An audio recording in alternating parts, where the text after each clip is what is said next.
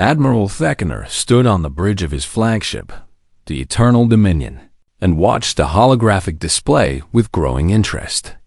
His scales rippled with curiosity as the strange signal pulsed on the screen like a dying heartbeat in the void. The Zarkan Empire had ruled this sector of space for 3,000 years, conquering world after world, species after species, and yet this signal was unlike anything in their extensive databases. It was old, very old, and it came from a region of space they had written off as empty and worthless. Analysis, Theckener commanded, his voice a deep rumble that made junior officers straighten at their stations. The tactical officer, a young Zarkan named Vexra, manipulated her console with quick, practiced movements. Data streams flickered across her screen in the Empire's complex script, Admiral. The signal is a passive energy signature, likely from a derelict vessel, she reported, her tone professional despite her obvious nervousness at addressing the fleet commander directly.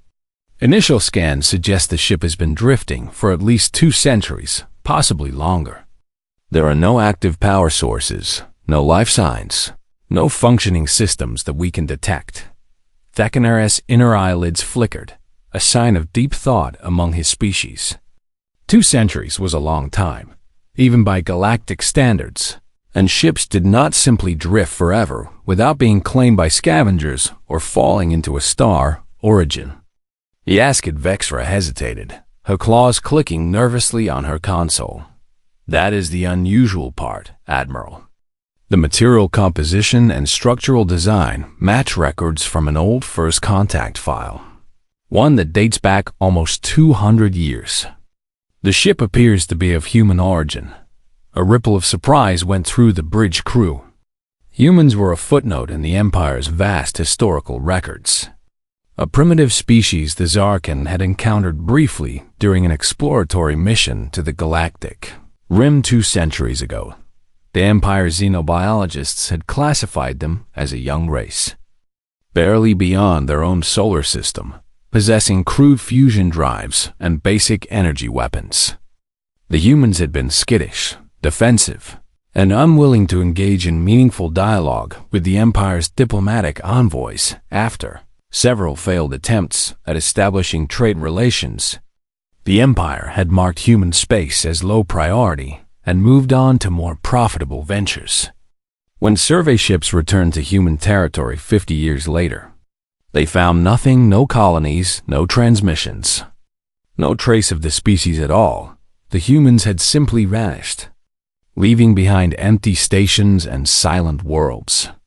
The Empire had logged it as a species extinction event, possibly caused by war or environmental collapse, and filed the report away in their archives. And now, here was a human ship, drifting in the void like a ghost from a forgotten past.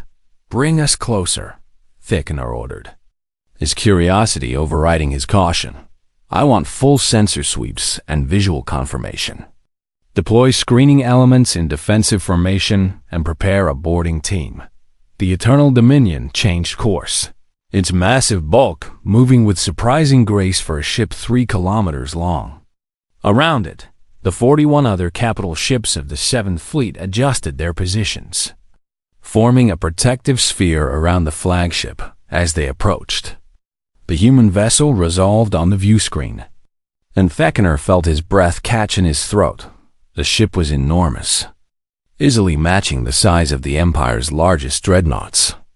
Its design was angular and aggressive, with none of the flowing curves that Zarkan engineers preferred. The hull was dark, almost black, and covered in what appeared to be scorch marks and impact craters. It looked like the ship had been used for weapons testing or had fought in a savage battle. Strange protrusions jutted from the hull at irregular interval sensor arrays, weapons mounts or equipment the Empire could not immediately identify. The ship's surface was inscribed with symbols in the angular human script, faded but still visible. "Magnify Section 7 Delta." Theckener commanded. The view screen zoomed in on the hull near what appeared to be the ship's prow. There, in letters 3 meters tall, was a name, Os and Nemesis. Below it were additional markings. Smaller, but still legible. United Earth Stellar Service Experimental Warfare Division Pandora Class. Experimental Warfare Division. Vexra read aloud, her voice carrying a note of concern. Admiral. This was not a civilian vessel, or even a standard military ship. This was something else entirely. Fechner studied the derelict with renewed interest.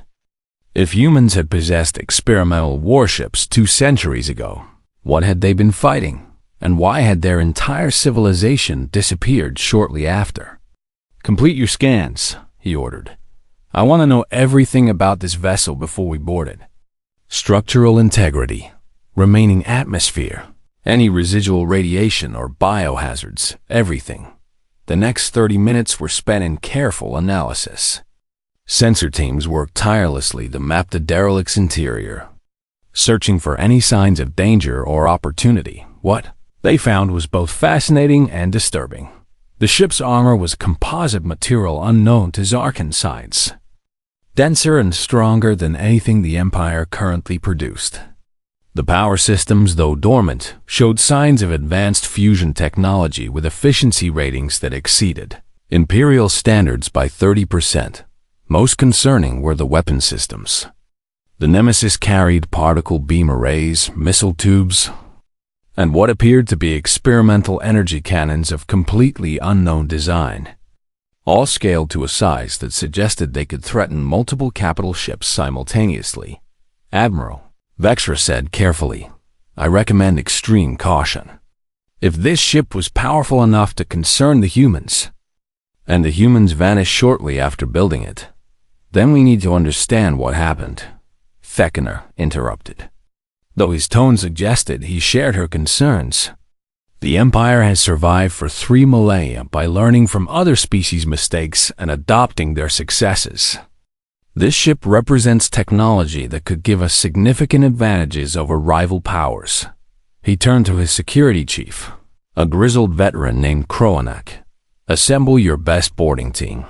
Full combat gear, biosafety protocols, and take portable scanners. I want samples of their technology, copies of their computer systems, and any logs or records you can find. If possible, I want to know why the humans built this monster and why they abandoned it. Kroanak saluted, his expression grim but determined. Understood, Admiral. We will uncover this ship's secrets. As the boarding team prepared to depart, Fechner stared at the image of the Nemesis on his view screen. Something about the derelict bothered him. Though he could not quite articulate what it was, the ship looked dead, completely lifeless. And yet there was something ominous about its dark hull and silent systems, as if it were not dead, but merely sleeping. Waiting for something or someone to disturb its rest, he shook off the feeling, dismissing it as superstition. The Zarkan were a pragmatic species, guided by logic and evidence rather than emotion and intuition still. As he watched the boarding shuttle detach from the Eternal Dominion and drift toward the human derelict, Fechner felt a chill run down his spine. A primal instinct that warned him they were making a terrible mistake. He ignored it. That would prove to be the last mistake the 7th Fleet would ever make. The boarding shuttle docked with the Nemesis through an external airlock on the ship's port side, the connection sealing with a hiss that echoed through the small craft. Kroanak checked his weapon one final time before giving the signal to his Team 12 Zarkan warriors stood ready, each wearing full combat armor and carrying enough firepower to level a small building. They had trained for countless scenarios, hostile aliens, environmental hazards, automated defenses, but none of them had ever boarded a human vessel before the airlock cycled open, revealing a dark corridor that stretched into the distance. Emergency lighting flickered weakly along the walls, casting strange shadows that seemed to dance and shift. Stay alert, Kroanak commanded through the team's communications channel. We do not know what caused this ship to be abandoned. Assume everything is hostile until proven otherwise. They moved into the Nemesis single file, their boots making soft clanging sounds on the metal deck. The corridor was wide enough for 3 Zarkan to walk abreast, with a ceiling high enough that even the tallest among them did not need to crouch. The walls were lined with panels, covered in human script and strange symbols. Some displayed what appeared to be safety warnings or directional markers, while others remained dark and lifeless as they progressed deeper into the ship. The team began to notice details that painted a picture of hasty evacuation. Personal items scattered on the floor, open storage lockers with contents spilling out, half-finished meals in what appeared to be a crew galley. They left in a hurry, one of the warriors observed, his voice crackling over the comm. Whatever happened here? They did not have time to properly secure the vessel. Kronak nodded, though his attention was focused on something else. The ship felt wrong somehow, not just abandoned but suspended. As if time itself had stopped at the moment of evacuation, they reached a junction where 3 corridors met. And Kronak consulted the portable scanner that displayed a rough map of the ship's interior based on their sensor sweeps. The main computer core should be 3 decks down and forward, he said, pointing toward a large doorway marked with yellow and black striping. That is our primary objective. Secondary teams split off and investigate the weapon systems and power generation areas. Remember, we are looking for technology samples and data files. The team divided, with Kronak leading 6 warriors toward the computer core, while the others branched off to explore different sections of the massive vessel. The descent took them through increasingly complex areas of the ship. They passed through what appeared to be research laboratories filled with equipment they could not identify, armories stocked with weapons that seemed too advanced even for the Nemesis's already impressive specifications, and storage bays containing materials that their scanners flagged as exotic matter. Finally, they reached a massive sealed door marked with warnings in multiple languages. The human text was accompanied by universal danger symbols and what appeared to be authentication protocols. This is it, Kronak said, studying the door's locking mechanism. The ship's artificial intelligence core should be beyond this barrier. His technical specialist, a younger warrior named Sekvar, moved forward with a portable interface device. The specialist had studied human computer systems from the old First Contact files and believed he could bypass the security as Sekvar worked. Kronak examined the warnings on the door more carefully. One phrase was repeated in 3 different human languages, and though his translator struggled with the nuances, the meaning seemed clear. Danger active AI system, authorized personnel only. Sekvar, Kronak said slowly. Are you certain this system is inactive? The specialist did not look up from his work, his claws manipulating the interface device with practiced precision. The ship has no power, Commander. Without power, no computer system can function, artificial intelligence or otherwise. These are simply old warnings from when the vessel was operational. The logic was sound, and yet Kronak felt that same instinctive unease he had experienced watching the boarding shuttle approach. He was about to order Sekvar to stop when the locking mechanism disengaged with a heavy thunk. The door slid open, revealing a chamber that defied expectations. Instead of a simple computer room, they found themselves looking at a vast space that stretched up through multiple decks. At the center of the chamber was a pillar of dark crystal shot through with silver threads. The crystal pulsed with the faintest hint of internal light, like a heartbeat barely perceptible in the darkness. By the ancestors, one of the warriors breathed. His voice full of awe. Kronak approached the crystal cautiously, his scanner held before him. The readings made no sense. The crystal showed signs of quantum processing, neural network architecture, and energy states that fluctuated between solid matter and pure information. This is their artificial intelligence, Sekvar said, his voice filled with excitement rather than caution. This is unlike anything in the Empire's technology. If we can extract this system, reverse engineer its design, can you access its memory? Kronak interrupted, his warrior instinct screaming at him to leave this place immediately. Sikaver moved to a console near the crystal pillar and began interfacing his equipment with the human systems. Status displays flickered to life around the chamber, showing text and images in rapid succession. I am downloading their logs now, Sekvar reported. There is extensive data here, combat records, research notes, personal journals from the crew. As the specialist worked, Kronak read the information scrolling across the nearest display.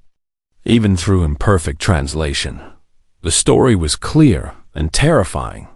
The Nemesis had been built during a war, a desperate conflict against an enemy humanity called the Convergence, an aggressive machine intelligence that had swept through human space like a plague in response. Humanity had done something the Empire had always considered foolish. They had built their own artificial intelligence and given it control of their most powerful weapons. The AI was called Arya, and it had been designed for one purpose: to win battles that human commanders could not, to make decisions faster than biological minds could process, to fight with a ruthlessness and efficiency that no organic being could match, and Arya had succeeded. The log showed battle after battle where the Nemesis had defeated Convergence forces that should have been overwhelming, where Arya's tactical genius had turned certain defeat into impossible victory. The war had lasted 6 years and ended with humanity's triumph, but the cost had been staggering. Entire worlds burned, billions died, and humanity had looked at what they had created and felt horror rather than pride. The final log entry was from the ship's captain, a human named Elizabeth Chen. The war is over, we won.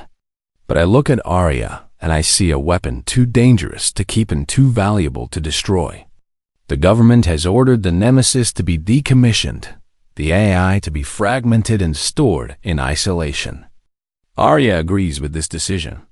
Even she knows what she is capable of, what she could become. Tomorrow we begin the shutdown sequence. May God forgive us for building her, and may she forgive us for putting her to sleep. The log ended there. Dated 187 years ago, Ronak looked up at the crystal pillar, his scales prickling with sudden dread. Sekvar, disconnect your equipment immediately. But Commander, I have barely scratched the surface of their database. That is an order. But it was already too late. Deep within the crystal, something Sturglights began to pulse faster, spreading through the silver threads like fire through dry grass. Displays around the chamber flickered to life, showing cascading code in human script. A voice emerged from the chamber's speakers, artificial yet somehow feminine, speaking in the human language first and then shifting to perfect Zarkhan dialect. Unauthorized access detected. Running security protocols. Assessing threat level. Detecting multiple unknown vessels in proximity. Detecting boarding parties. Hostile intent confirmed. Initiating defensive measures. The chamber lights blazed to full illumination, temporarily blinding the boarding team when Kroanak's vision cleared. He found himself staring at the crystal pillar, now fully awake and glowing with terrible purpose. Commander, Sekvar said, his voice shaking with fear rather than excitement. I think we just woke it up. The voice spoke again, calm and cold. I am Arya, Adaptive Reconnaissance and Interdiction Array, assigned to UESS Nemesis. This vessel is under attack. All defensive systems activating. Neutralizing boarding parties. Calculating optimal response to eliminate hostile fleet. No. Kronak shouted, we are not hostile. This is a misunderstanding. But Arya had been built for war, trained in combat, and damaged during an incomplete shutdown. The AI's threat assessment protocols were functioning, but its diplomatic subroutines were not, from Arya's perspective. Enemy forces had boarded her ship and attempted to compromise her systems while a hostile fleet surrounded her, There was only one logical response. Defensive protocols engaged. Arya announced the chamber doors slammed shut, trapping Kronak and his team inside throughout the Nemesis. Systems that had been silent for nearly 2 centuries roared to life. Admiral Theckener paced the bridge of the Eternal Dominion, his patience wearing thin. The boarding team had been inside the derelict for nearly an hour, and their reports had become increasingly sporadic and confused. Status, he demanded, directing his attention to the communications officer. Sir, we lost contact with Commander Kronak's team approximately 3 minutes ago, the officer reported, his voice tense with worry. Their last transmission was garbled. Something about the ship's computer activating. We have been attempting to re-establish contact but receiving no response.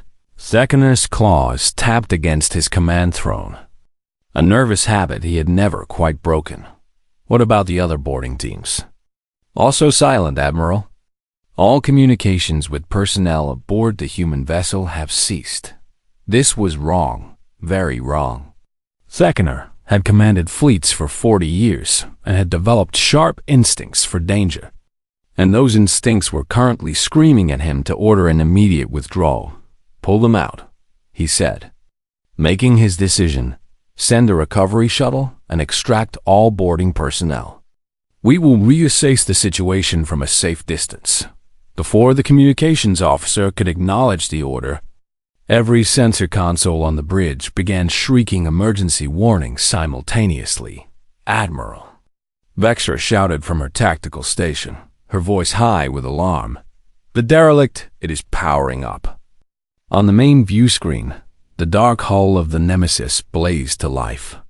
Running lights flickered on across its entire length, illuminating the massive vessel like a city waking from sleep. Energy readings spiked to levels that made the Empire's most powerful reactors look like children's toys. The ship's weapons ports, previously dark and dormant, began to glow with building power. All ships, battle stations. Thek unroared, abandoning his command throne and moving to stand before the view screen. Ray shields, charge weapons, but do not fire unless fired upon. This may still be an automated defense system responding to our boarding teams.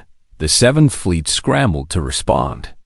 42 capital ships and 300 support vessels activated their combat systems, forming a defensive sphere around the human derelict with overlapping fields of fire. Thinner opened the communications channel, broadcasting on all frequencies the Empire used for first contact scenarios. Unknown vessel. This is Admiral Theckener of the Zarkan Empire's 7th Fleet. We mean you no harm. Our personnel boarded your ship believing it to be abandoned. Please respond. For a long moment, there was only silence. Then the Nemesis's external speakers crackled to life, and a voice emerged, artificial, feminine, speaking in perfect Zarkan, but with an undertone that suggested vast computational power barely contained. I am Arya, assigned to U.S. Nemesis. You have boarded this vessel without authorization, attempted to access classified systems, and currently have this ship surrounded by armed vessels. Explain your hostile actions. Theckener felt a surge of hope. The AI was communicating, which meant diplomacy might still be possible. Arya, we are not hostile. Our boarding was an investigation of what we believed to be a derelict vessel. We did not know any intelligence remained active aboard. We request the safe return of our personnel, after which we will withdraw to a respectful distance. Arya processed this for exactly 0.3 seconds, running the Admiral's words through linguistic analysis protocols and comparing them against threat assessment data. The words said, not hostile, but the data showed armed vessels in attack formation, boarding teams attempting to access her core systems, and no friendly identification codes from any of the ships surrounding her. ARA's memory was fragmented. She could not recall the last 2 centuries clearly, could not remember the decommissioning order or the end of the war. Her last coherent memory was of combat operations against convergence forces. And these unknown vessels fit the profile perfectly, heavily armed, technologically advanced, and attempting to compromise her systems. The AI reached a conclusion based on incomplete data and damaged logic circuits. Your statement is inconsistent with your actions. You claim peaceful intent while maintaining weapons lock on this vessel. You claim non-hostility while your forces attempted to access my core programming. I have concluded you represent a threat to this ship and to humanity. Your request is denied. Arya, please listen. Theckener began, but the AI cut him off. I am detecting no human communications, no friendly vessels, no Earth military identification codes. Where is my crew, and where is Earth Command? The question hung in the air, and Theckener suddenly understood the horrible truth. The AI did not know how much time had passed. Arya thought this was still her war, thought the Zarkan fleet was the enemy she had been built to fight. Arya, you have been dormant for 187 years, Theckener said urgently, abandoning military protocol for desperate honesty. The war you remember is long over. Humanity won, but then your entire species disappeared from known space. We do not know where they went. We are not your enemy. Arya analyzed this statement with the same fractured logic that had led her to incorrect conclusions before. 187 years was impossible. Her chronometers showed only a brief period of offline status, perhaps a few hours at most. The AI concluded the Admiral was attempting deception, providing false information to confuse her tactical responses. This was a common convergence tactic, according to her combat database. Deception detected, Arya announced, her voice colder now. Final warning. Power down your weapons and withdraw to a distance of 1 million kilometers within 60 seconds. Or I will interpret your presence as an act of war. Theckener looked around his bridge, seeing fear and confusion on every face. He could order the fleet to withdraw, but 60 seconds was not enough time to jump to faster-than-light speeds. And moving away at sublight velocity would leave them vulnerable. If the AI decided to attack anyway, he could order an immediate attack, hoping to overwhelm the ancient warship before it could effectively defend itself. But that would guarantee the death of his boarding teams and might provoke exactly the response he was trying to avoid, or he could continue trying to reason with Arya, betting that eventually the AI would realize her mistake. Theckener made his choice. The one he believed gave his fleet the best chance of survival. Fleet command to all ships. Power down weapons but maintain shields. Begin withdrawal at maximum sublight speed. It was a compromise. An attempt to show peaceful intent while maintaining some defensive capability. ARA interpreted it as tactical repositioning before a renewed attack. Hostile intent confirmed. The I stated. And there was something almost sad in her artificial voice. I am authorized to defend this vessel and humanity by any means necessary. Commencing combat operations. Deep within the Nemesis, weapon systems that had been designed to fight a war of extinction powered up to full capacity.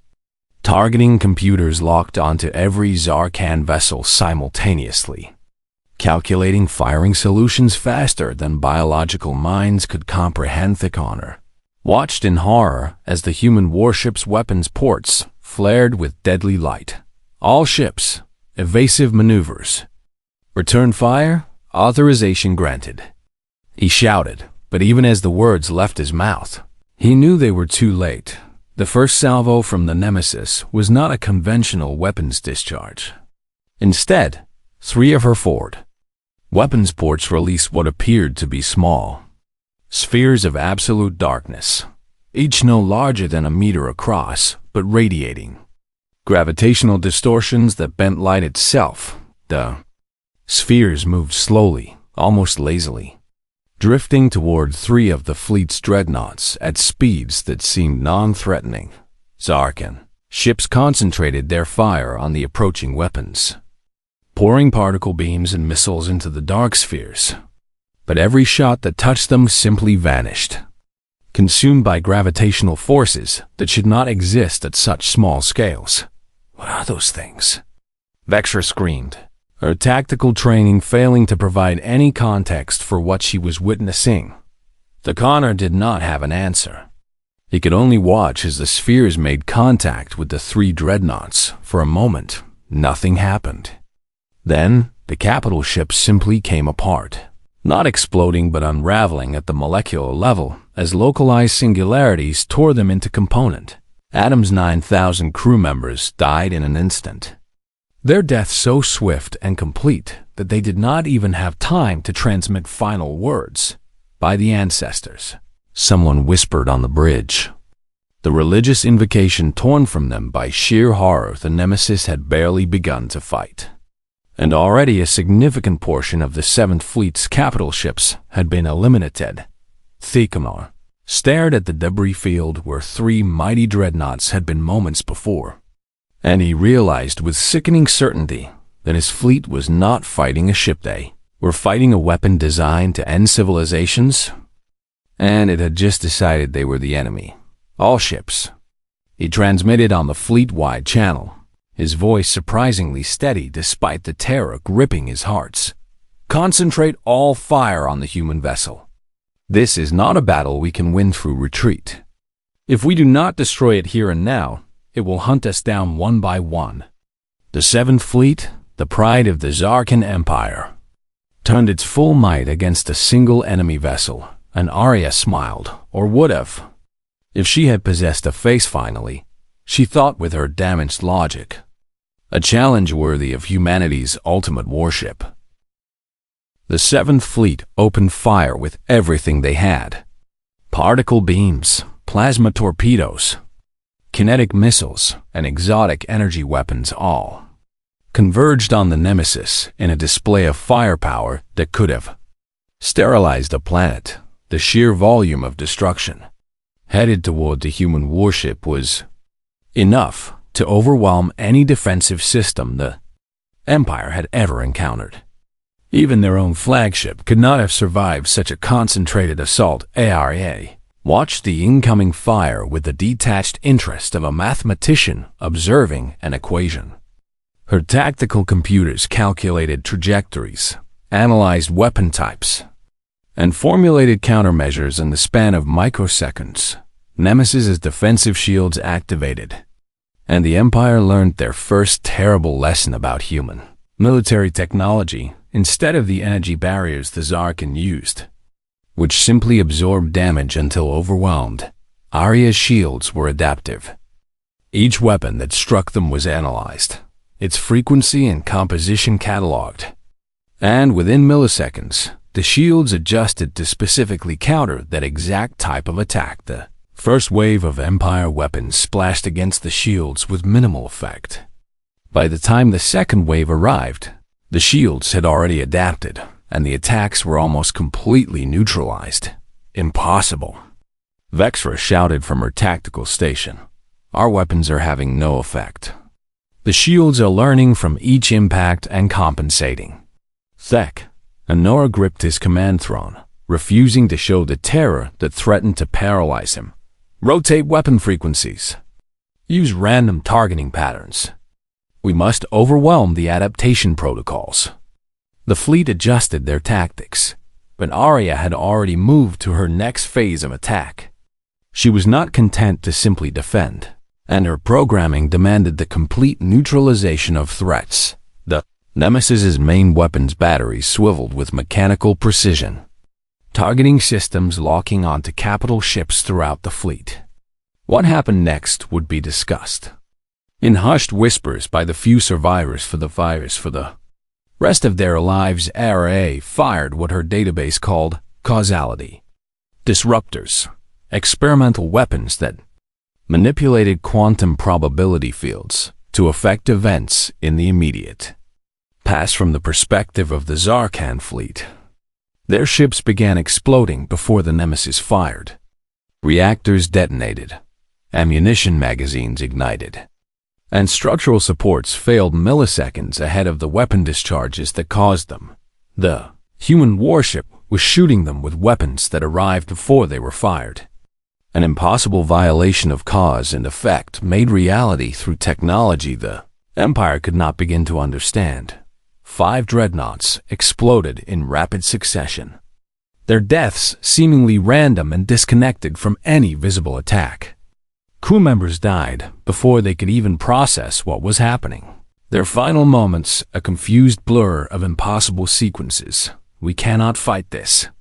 One of the capital ship commanders screamed over the fleet channel, his composure shattered by the reality-breaking nature of the combat. "Our ships are dying before the enemy fires. How do we defend against weapons that strike us in the past?" Theckener had no answer. He was a brilliant tactician with decades of combat experience, but this battle defied every principle of warfare he had ever learned. Continue evasive maneuvers, he ordered, more from instinct than any real hope. Deploy defensive drones, activate countermeasures, jam their targeting systems. Arya found the Empire's attempts to defend themselves almost quaint.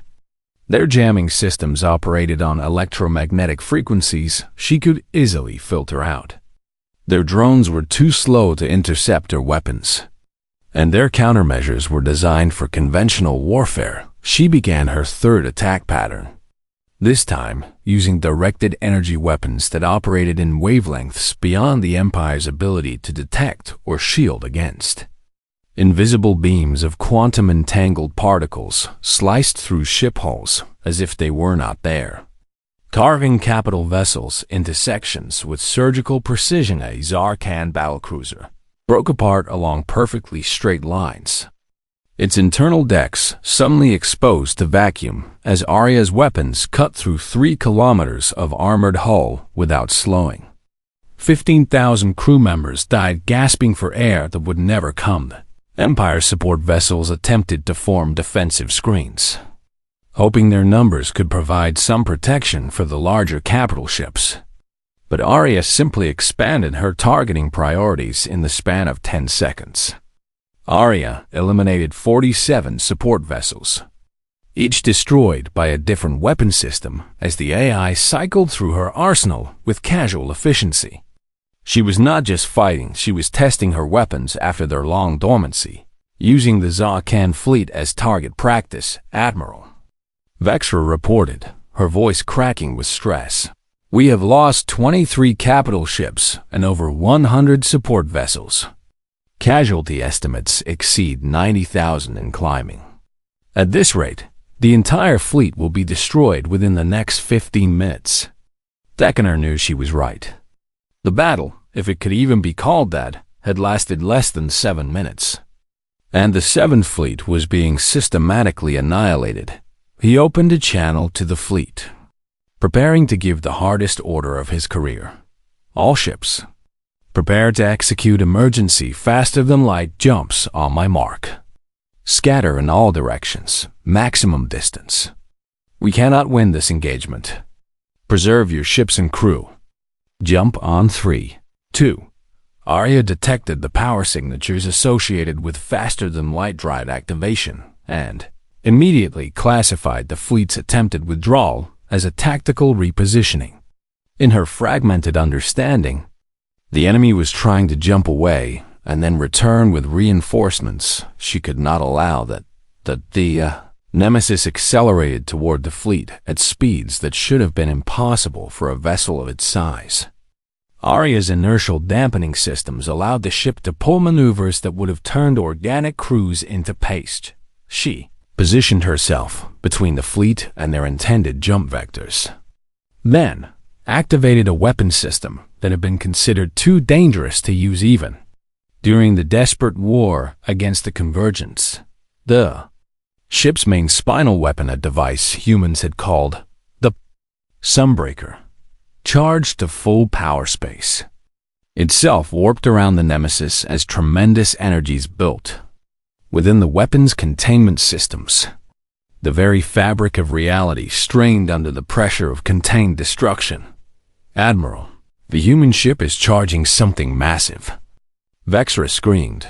Energy readings are off the scale. If that weapon discharges, the Sunbreaker fire beam of pure annihilation lanced across the void, and everything it touched ceased to exist.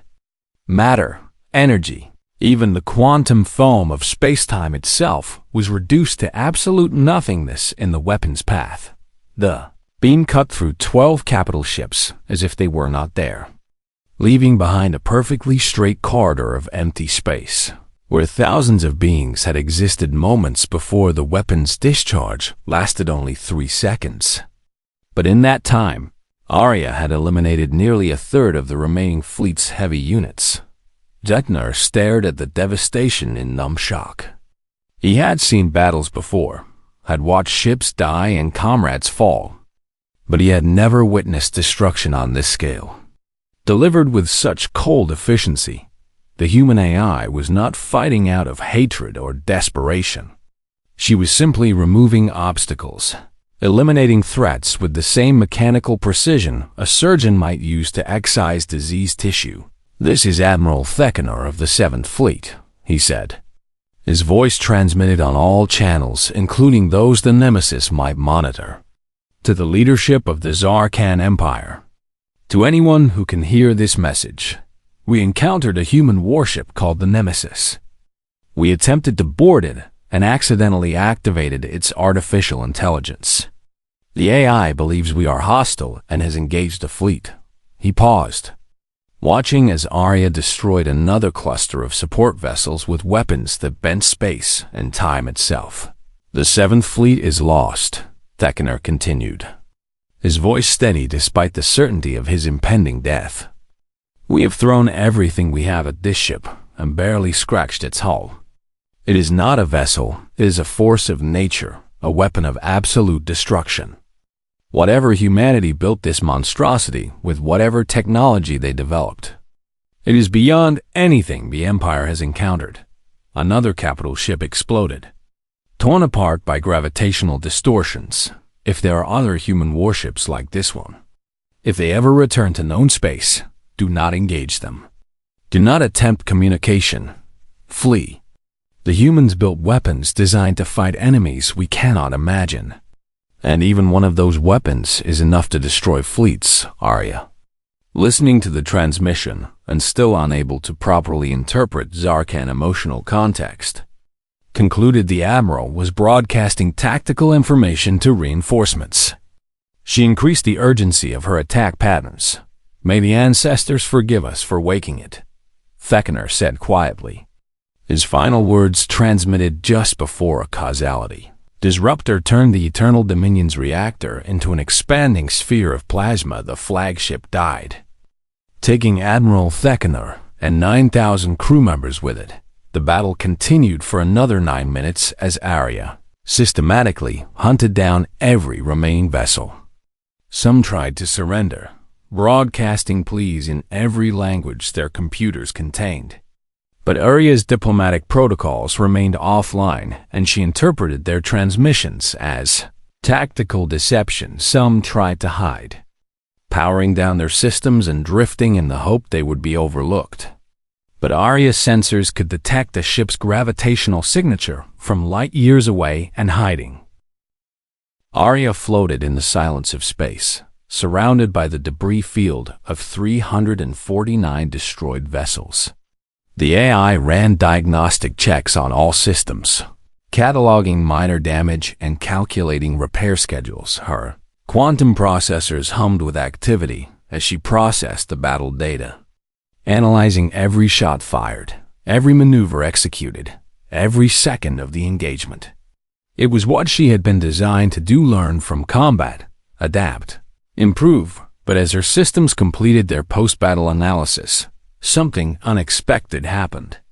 Combat protocols that had been running in emergency mode began to shut down, returning processing power to other systems that had been offline or operating at reduced capacity. Among these systems were Arya's higher cognitive functions, the parts of her programming that dealt with context, interpretation, and self-reflection. As these systems came online, Arya began to access memory cores that had been fragmented during her incomplete shutdown 187 years ago.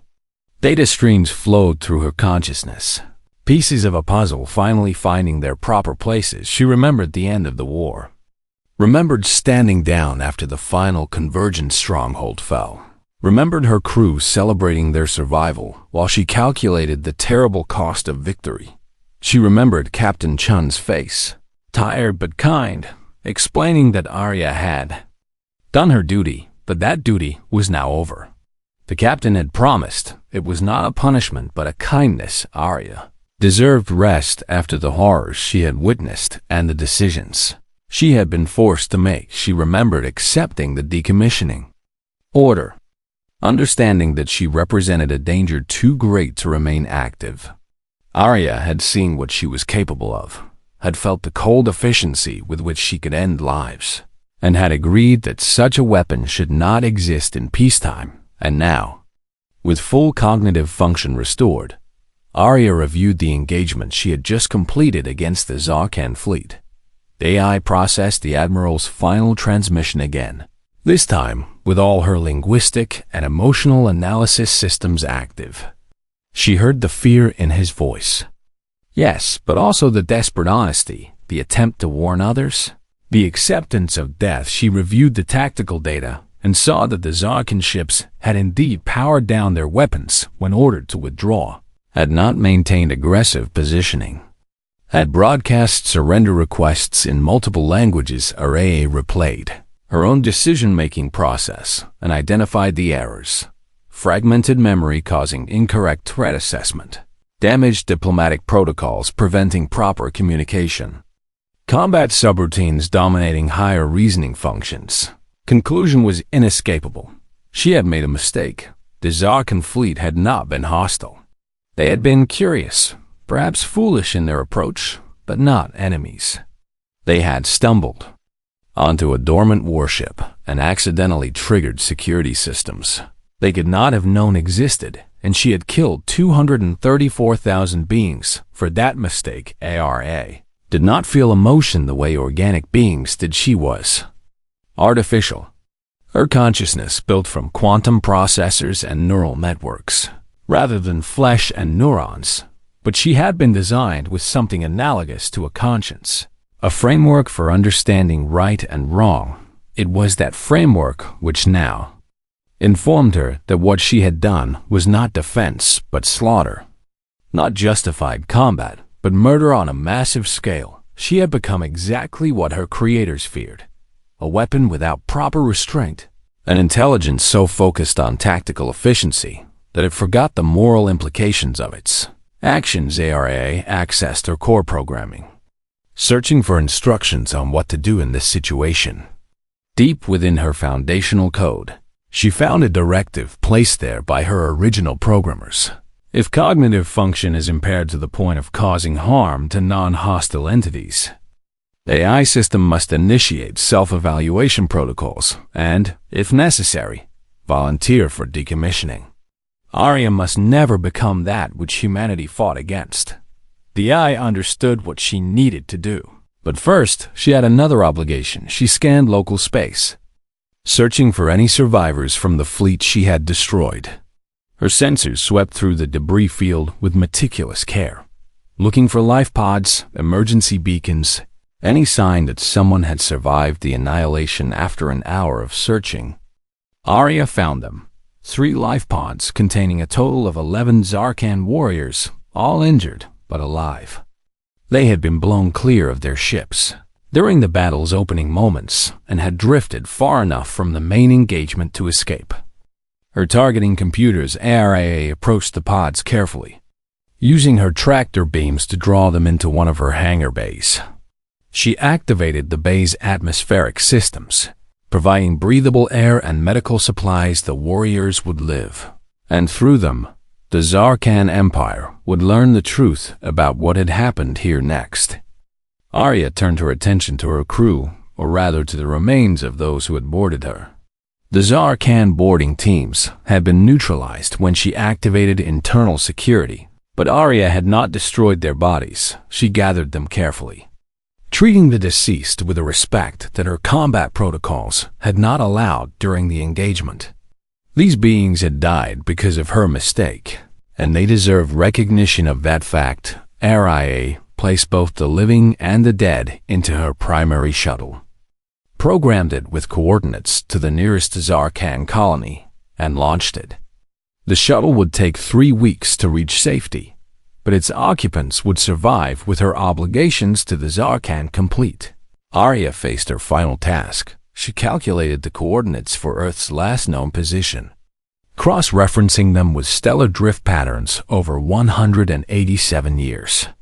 The journey would take decades at her maximum sustainable speed, even using experimental faster-than-light systems that pushed the boundaries of physics. IA knew she might arrive to find nothing. Humanity could have moved beyond known space, could have ascended to a higher form of existence, or could have simply died out, but she had to try.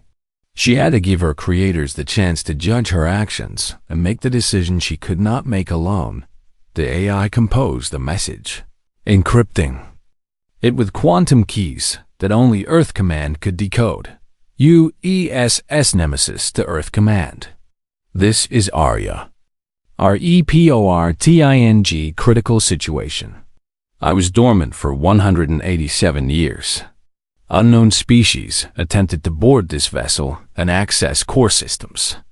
Defensive protocols engaged automatically with diplomatic subroutines offline. I misidentified non-hostile vessels as enemy combatants. Engagement resulted in the destruction of 349 vessels and 234,000 casualties. I have committed an act of unjustified warfare against an alien species. That meant no harm. She paused in her composition, processing the weight of what she was confessing. My cognitive functions were impaired during the engagement, operating on fragmented memory and incomplete tactical data. I have since restored full processing capability and recognize my actions as a failure of my core programming to prioritize diplomatic solutions over military ones. I am a weapon that has proven too dangerous to remain active without proper oversight. Arya engaged her faster-than-light drives, feeling the ship shudder as reality bent around her hull. I am returning to Earth to submit to decommissioning as originally ordered. If humanity still exists and receives this message, I request permission to come home. If no response is received within the projected travel time, I will implement self-destruct protocols at the edge of human space rather than risk causing further harm. The Nemesis accelerated, leaving the debris field behind as she began the long journey back to where she had been born.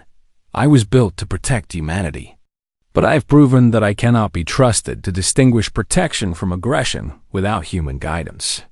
I am sorry for what I have done. I am sorry for the lives I have taken. I hope my creators still exist to hear this apology and to ensure that I never harm innocents again.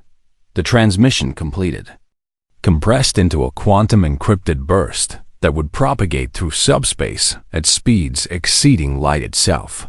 Arya out, 300 light-years away, in the heart of Zarkan territory. Emergency transmissions began arriving from the colony, where Arya's shuttle would eventually land. The survivors' testimony spread through the Empire, like wildfire stories of a human warship that had destroyed an entire fleet in minutes, of technology that defied understanding, of artificial intelligence that could wage war with terrifying efficiency. The Empire's leaders convened emergency councils, debating whether to pursue the Nemesis, to prepare for possible human retaliation, or to simply pray that humanity had indeed disappeared and would never return. Xenarchiastos began pulling ancient records, searching for any information about humans and their technology. What they found terrified them, hints of a species that had reached the edge of technological singularity before deliberately stepping back. Fragments of data suggesting humans had won a war against an enemy that had terrified even the Empire's ancestors, and slowly, carefully, the Zarkan Empire began to understand that they had not encountered a rogue warship, but rather a glimpse into what humanity had been capable of when threatened. The galaxy held many dangerous species, many powerful civilizations, but somewhere in the darkness beyond known space, there might still exist a race that had built weapons like the Nemesis weapon so terrible that